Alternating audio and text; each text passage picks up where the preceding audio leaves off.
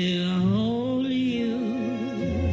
pourtant, Karl Lagerfeld a toujours aimé parler de son travail, de ses collections, de ses passions. Habitué des plateaux TV, ce natif de Hambourg a toujours eu des pudeurs de jeune fille pour évoquer son âge et donc sa maladie. Stupeur donc quand le directeur artistique de Chanel, depuis plus de 30 ans, tire sa révérence brutalement le 19 février 2019. De nombreuses personnes se rendent alors rue Cambon à Paris devant l'enseigne Chanel pour lui rendre un dernier hommage. Ah oui, c'était un créateur génial. Moi, je regrette parce que c'était pour nous Chanel dans le monde entier. Je suis venue me recueillir ici car c'était une icône de mode pour Chanel mais aussi pour Fendi.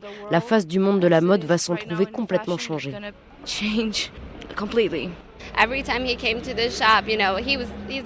fois qu'il venait dans la boutique où je travaille, ça me donnait des frissons car il était tellement gentil et humble. Il nous saluait tous sans exception dans le magasin. C'était un gentleman.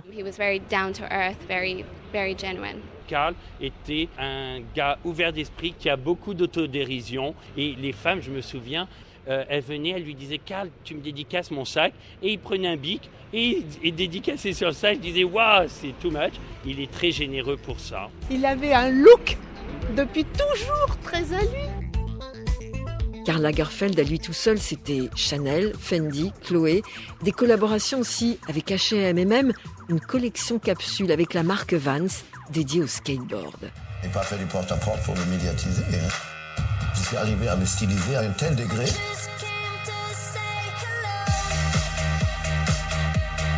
que je suis comme une espèce de marionnette. Et en plus, je suis quand même arrivé à projeter cette marionnette, pas uniquement dans un pays, mais dans le monde entier.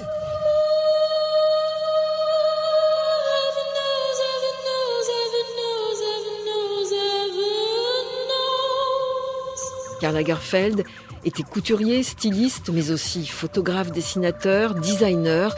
Il n'arrêtait jamais, un bourreau de travail avant tout. Laurent Allen Caron est auteur du livre « Le Mystère Lagerfeld ». Jusqu'au bout, travailleur infatigable, c'était incroyable, c'était un bulldozer.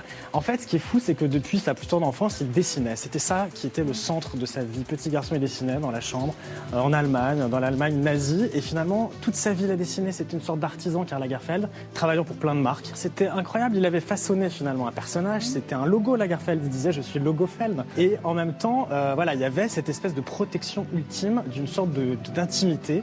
Il était très pudique, en fait, Karl Lagerfeld. Un bourreau de travail, partout, toujours, mais aussi un roi du marketing, même s'il s'en défendait avec un mot en étendard, liberté. J'ai de la chance d'avoir des clients, entre guillemets, extraordinaires. Je peux faire ce que je veux, quand je veux, où je veux. Vous savez, ça n'existe pas beaucoup. C'est pas comme ces chaises musicales, au bout de 3 ans, la porte et tout ça. Moi, je fais ça à vie. C'est parce que j'ai des contrats à vie. Donc je dois crever sur place. Et en plus, je ne suis pas un directeur artistique, je suis juste un designer. Je dessine tout moi-même. Ça ne m'intéresse pas qu'on me propose des trucs. Si ce n'est pas pondu pour moi, ça ne m'intéresse pas.